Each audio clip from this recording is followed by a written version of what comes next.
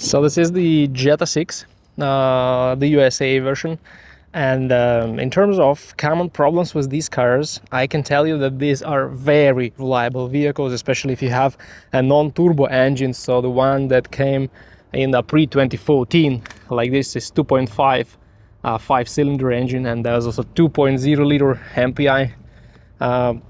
The engines are not really powerful. They are bad in terms of fuel economy, but they are very reliable.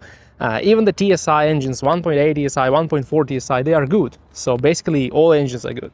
The transmissions is a little bit another question. So in these cars with the simple engines, they have simple IC automatic transmissions, conventional automatic transmissions that are 6-speed, and they are very reliable, and they don't actually need anything but fluid change once every 50-60,000 miles. But if you have a newer car, that's most likely the DSG transmission, and if it's 6 DSG, is okay. So it's a wet clutch transmission that may go quite a lot of miles. But if it's 7 DSG, it's a common problem. So 7 DSG transmission is the first common problem with these vehicles.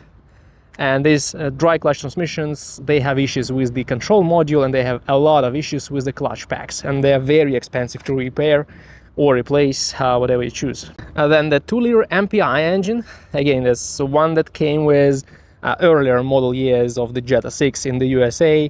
They are good and reliable, but they are very underpowered with 115 horsepower.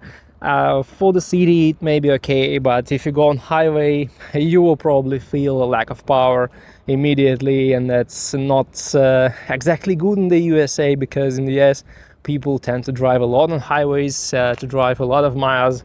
So yeah, it's probably not the best engine for the USA, but it's reliable. So yeah, you get some pros and you get some cons with it. Now, electrical issues. These cars have a ton of electrical issues because they were made as budget-friendly vehicles, unfortunately, and a lot of them will have issues with these power windows, with bulbs blowing, with ignition coils, etc, etc. So a lot of different problems and issues in these cars. Also, one of the complaints is the plastic in the interior. It's actually very hard and very budget friendly. If you owned a Jetta 5, you remember the Jetta 5 had much better materials, and so if you buy Jetta 6 you expect it to have even better material. But no, in the Jetta the plastics are hard and cheap because they marketed this car as a budget friendly in the S and SE versions that sold a lot in the US. If you get the SEL Premium or the GLI, you will get better materials, soft touch materials like in European versions, but in these cheaper trims you will get quite cheap plastic, and it feels really bad. So it starts making noises. At high mileage you will have a lot of extra noises in your car, so it's not really good. Maybe not what you expect from the Jetta.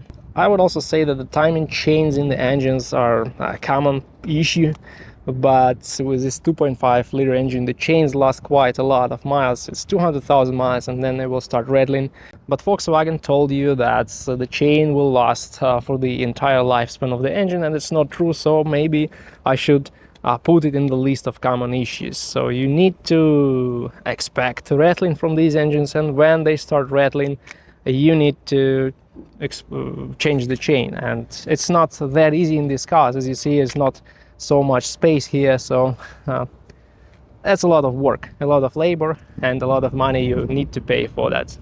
But it's better than other manufacturers, so things are not as bad as you may expect. So overall the Jetta is quite a reliable vehicle, I would say, and if you're ready to cope with this cheap plastic, with some electrical glitches, with some minor issues that you need to pay for, that's probably it's a good car to get used, because they will last quite a lot of miles without major expenses and investments.